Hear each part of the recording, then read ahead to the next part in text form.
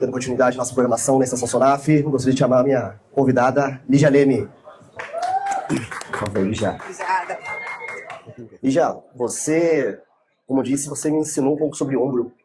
E fala pra mim, o que você mais gosta da reabilitação do ombro? Qual que é o teu fascínio na reabilitação? É muito bom ver o paciente melhorar, né? Eu não sei vocês todos são fisioterapeutas, vocês têm o mesmo prazer que eu. Mas ver o paciente melhorar e fazer o esportezinho que ele gosta, ou o esportezão que ele gosta, tipo de performance, é uma satisfação pessoal, ou aquela pessoa que está bem debilitada e vai começando a melhorar, isso me dá um prazer tão grande. É esse meu prazer mesmo, é bem um fisioterapeuta mesmo, né? Não sei de vocês, mas essa é a minha pegada, é ver o paciente melhorar mesmo. Em relação ao ombro, nós sabemos que existem alguns tipos de cirurgia, e nós, como fisioterapeutas, nós não temos o poder de escolher a cirurgia. Mas se você fala assim, olha, eu tenho uma cirurgia que eu gosto de reabilitar, tem um pós-operatório que eu fico fascinada, é o que brilha os meus olhos, qual é a cirurgia que você mais gosta? Primeiro, eu gosto de encrenca. Sabe quando você gosta de encrenca? Que deu tudo errado, que é politrauma. Eu adoro uma encrenca. Mas se eu puder escolher aquilo que vai pianinho, é instabilidade. Instabilidade. Eu acho que se instabilidade for operado no momento certo, o paciente certo, no final dos 6 meses ele está tinindo, está com a força lá em cima, você consegue fazer um bom trabalho. Claro que tem casos e casos, não é? Milhares de instabilidade, vários episódios de luxação, já num momento diferente. Mas a instabilidade é um negócio muito atlético para mim. Me lembra muito e remete muito esporte, é muito minha história. Então, eu realmente gosto muito de tratar a instabilidade. Mas todo mundo que é fisioterapeuta que atende ombro nessa vida, atende manguito. Então, o manguito é o nosso dia a dia, né? Mas a instabilidade é uma coisa que eu gosto bastante de tratar. Muito bem. Quanto ao ombro, né?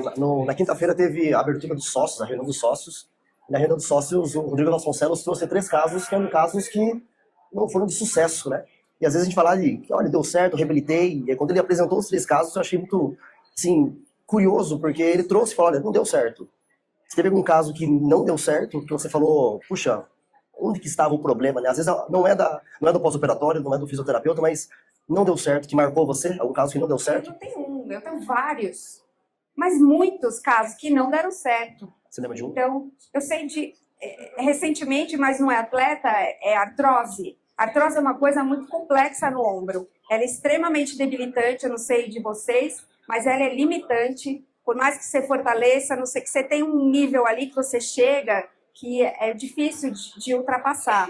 Então, as doenças degenerativas, de uma forma geral, elas são muito desafiadoras, na minha opinião. Mas eu me lembro de catástrofes, entendeu? De escolhas cirúrgicas que não foram bem, e você faz uma segunda, uma terceira, e aquilo não vai bem. Eu me lembro de vários. Eu já atendi pacientes atletas que, infelizmente, tiveram que abandonar a carreira, porque foi mal conduzido, e uma coisa que era simples, uma instabilidade que era simples, começou a evoluir, fica num estado que já a pessoa não consegue mais performar daquele nível que ela conseguia.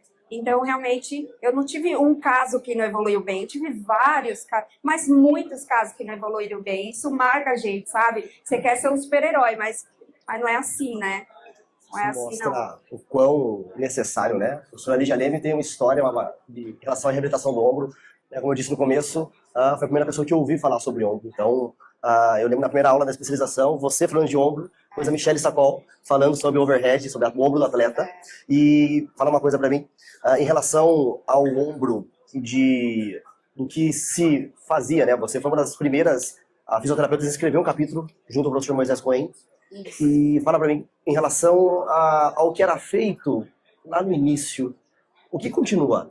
Algumas coisas mudaram em relação ao protocolo, ao tratamento? Mudou muita coisa, né? A gente viu, né? Evoluiu muito essa questão de cadeia, a questão de progressão de carga. A gente tem muito menos medo de trabalhar com carga, a gente tinha mais medo de trabalhar com carga, e os estudos mostram, isso, realmente. Progressão de carga, cadeia, coordenação, outras coisas, muito neuromuscular, que a gente tinha muito medo, a gente tinha dor, a gente freava, a gente voltava. Essa história, gente, quando tinha dor a gente freava, a gente não entendia muito bem. Então, isso mudou. A gente é mais agressivo hoje em dia, mas é um agressivo bom, né? É um agressivo que funciona, eu adoro. Quando você põe carga, tá doendo um pouquinho, mas toca o pau, entendeu? Vai embora. Se doer um pouquinho, bota um gelinho e não sei o quê. Sabe que melhorou? Você, porra, graças a Deus, que melhorou, não piorou, cara. Puta, eu adoro. Então, isso realmente, isso mudou. Mas algumas coisas que a gente fazia, mudou. A gente ficava parado, paranoico com escápula. A gente, nossa, escápula era, né? Por muitos anos foi o glúteo médio. Lembra do glúteo médio no quadril? Foi a escápula no ombro. Mas hoje a gente sabe que não é tanto representativo assim, né? Em algum momento ela é bastante importante, mas não é o pulo do gato. Não é. Perfeito. A reabilitação do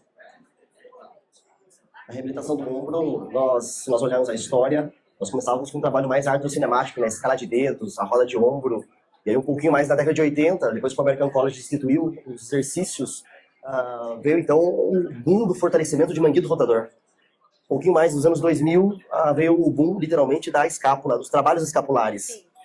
Se nós olharmos hoje a reabilitação do ombro, você prefere olhar o ombro ainda como uma articulação ímpar, singular, ou o trabalho de outros fatores, outras regiões não locais, são mais importantes de uma forma primária, depois você vai para o ombro? Qual que é a tua preferência? Ombro e regiões não locais? O core, uma estabilidade lombo-pélvica? Ou muitas vezes você prefere começar no ombro, mantém o ombro, conforme evolui o tratamento do ombro, aí você vai? Realmente depende isso, para mim, na minha opinião. Depende do caso, depende do paciente. Em geral, eu vou direto no ombro, no tratamento do ombro. Mas às vezes não funciona, tá extremamente sintomático, irritável. Então você não consegue, então você faz o mínimo ali e vai para o resto. E orienta, e às vezes vai pelas laterais. E você vai indo bem melhor. Então hoje em dia a gente tem esse, né? E antes a gente não tinha, era aquilo. Então hoje em dia depende. Mas em geral, eu vou direto no ombro, que é a minha história. Eu sou mais assertiva nisso. Mas eu vou. Mas se tá devagar, eu já vou para o resto e costumo orientar muito. Eu sou uma fisioterapeuta muito diferente hoje em dia do que eu era quando eu era sua professora. Eu acho que eu aprendi muito nesses anos todos, com esses trabalhos, com essa facilidade que a gente tem da internet, de chegar artigo, de ver o Kevin Wilke trabalhando no Instagram, entendeu? E a gente vai ver o artigo que ele escreveu. E então, isso faz a gente ser melhor, sabe? Então, eu acho que o que eu te expliquei lá na década de 2000, eu não sei se é muito, tá muito certo, não, meu gente. 2000. Muito bem. Lígia, papo reto, jogo rápido. Ombro ou cotovelo? Ombro. Teste de Neer ou teste de Hawkins?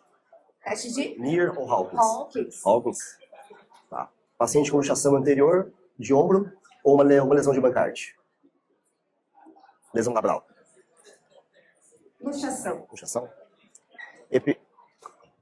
Epicondrologia medial ou lateral? Cotovelo. Lateral. Encrenca. Clínica. Síndrome do impacto ou síndrome do túnel do carpo? Do impacto. Eu sou do ombro. Adoro o cotovelo, mas eu sou do ombro. Perfeito, muito bem. Discinese escapular óbvia ou uma bursopatia? Eu gosto de encrenca. Eu gosto de lesão de nervo. Eu gosto de encrenca mesmo. Eu sou da lesão escapular. Alguém aqui tem uma pergunta para a Lígia? Alguém tem uma pergunta? Alguma pergunta? Por favor, Marcelo. Opa! A minha questão é a seguinte: por que você acha que, comparado aos membros superiores, a gente vê pouca espaço de literatura com relação a membros superiores? E aí, por que não a gente consegue diferenciar esse atraso que a gente compara com membros superiores? Isso é histórico, né? Porque todo mundo que se forma gosta de joelho. Todo mundo quer fazer joelho, todo mundo quer fazer cruzado, quer cuidar do atleta. Daí você chega lá e fala, não, você vai fazer o ombro. Não, você vai fazer o ombro, entendeu? Porque todo mundo gosta de esporte, do joelho, da corrida, da mudança de direção, do salto. Então, eu acho que isso é muito... tem um apelo ainda. Então, os trabalhos vão muito além disso, é meio histórico, né? Ou como compensar isso, eu acho que é do jeito que está sendo feito mesmo, sabe? Por exemplo, a Lori Mission, ela produz, mas ela tem uma equipe lá, uma equipe incrível. Os caras estão fazendo outras coisas, ela tem, então, é por aí, é correndo atrás. E ainda assim, a gente está muito melhor do que a tendinopatia do cotovelo, não é? Então, a gente está melhor do que muita coisa, mas eu acho que é histórico pelo apelo, né? O apelo do correr, do saltar, que é uma coisa incrível de ver, né? Essa é a minha opinião, assim. Lígia, você foi atleta? Se eu fui atleta, vixe, eu dançava. Dançava. Eu dançava. Até os 30, eu dancei bastante. Era magrinha, eu dançava pra caramba. Eu queria trabalhar com bailarino. Daí eu queria trabalhar também com time, eu queria trabalhar com tudo isso.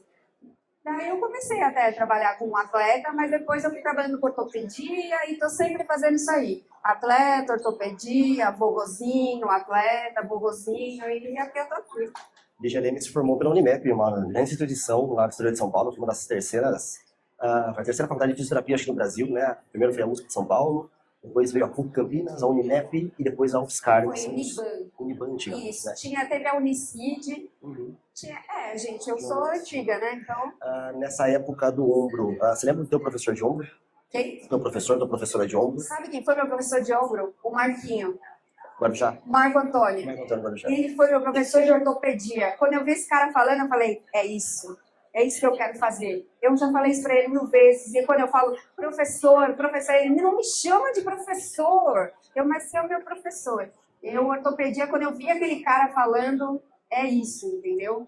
Marquinho é a minha referência. Muito bem, e quase finalizando nossa estação sobre a temática de ombro, a minha pergunta, você sempre esteve muito próximo ao corpo médico, né? Você trabalhou numa instituição muito grande, lá em São Paulo, capital. Como é que era a tua relação com os médicos? Qual foi a estratégia que você utilizou para não só ganhar confiança, mas para mostrar que, olha, o papel da físio é essa etapa, é nesse caminho, é dessa forma? Da mesma forma que todos esses fisioterapeutas que apresentaram aula, que trabalham com time, falaram, mesmo jeito que ele vai se aproximando da equipe técnica, do técnico, é o mesmo jeito. Eu comecei na Unifesp, e era um momento que só tinha ortopedista cuidando de esporte, cuidando de meio superior, e não tinha. Fisioterapeuta que tinha era homem. E então eu fui bem devagar, mostrando, olha, vamos por aqui, sugerindo, tem hora de ficar quieto, tem hora de falar. E hoje em dia é outra coisa, né? Mas eu sempre busquei uma relação boa. E até um momento que ele me chama para ver o que eu acho. Daí o dia que aconteceu isso, ele já vem cá, tá vendo esse paciente aqui, é um cirurgião, o que você acha? O que eu acho? Eu adorei isso aí, entendeu? Fiquei feliz pra caramba, fiquei orgulhosa. É o mesmo que eles falaram. Chega um momento que você vai mostrando tanto o seu trabalho que é bacana isso aí, entendeu? É isso. Muito bem. Mais uma pergunta? Rápido, por favor, claro, dá tempo ainda.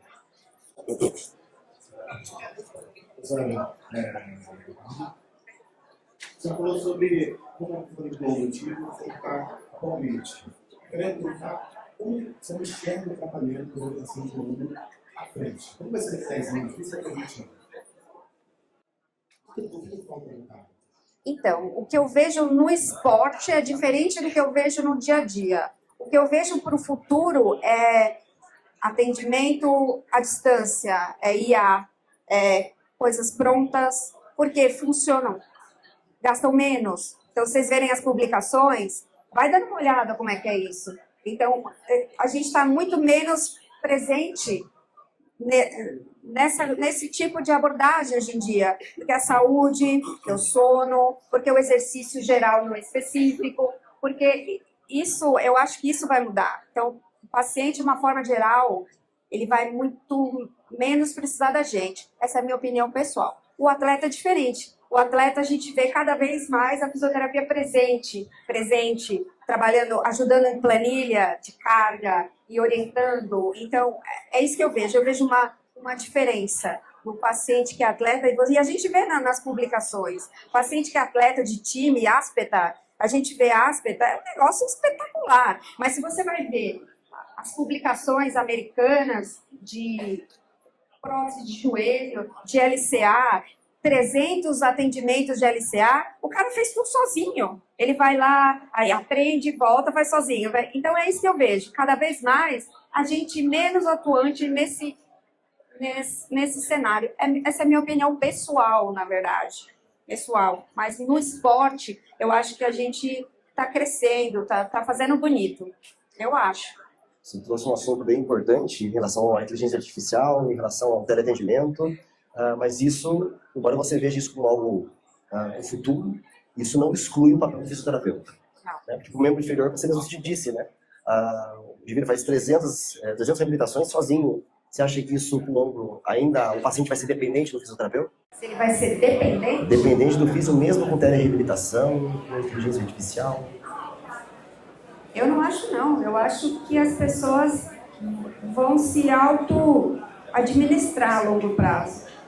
Eu acho um pouco, sabe? Eu tô vendo isso. Porque é muito questão de hábito de saúde. As pessoas estão se conscientizando mais de treinamento. Então, às vezes ela vem lá na clínica e fala, eu tava fazendo pela IA, mas daí não deu certo, entendeu? Daí, eu não sei se vocês já passaram por isso. O médico pediu fisioterapia, eu coloquei lá no Google, na IA, eu tava fazendo, mas daí comecei com dor, entendeu? Então, a longo prazo, eu acho que a população no geral vai precisar menos da gente como terapeuta, talvez como preventivo, como orientação, direcional. uma questão de saúde mesmo. Mas o atleta eu acho diferente. Essa é a minha opinião pessoal, tá? Acho que cada um tem suas experiências, né? Muito bem. Pessoal, estamos encerrando essa estação SONAF. Deixo registrado o meu agradecimento à SONAF, a Diretoria Nacional. Estar com o Lígia Neme para mim é uma honra. Já disse para você, eu quase choro porque eu aprendi e aprendo diariamente. Feliz de estar contigo aqui na SONAF, ter você como uma sonafiana que possa somar junto com as outras meninas. Então, obrigado mais uma vez, Lígia. Obrigado, pessoal. Tenham todos uma boa tarde, um ótimo congresso.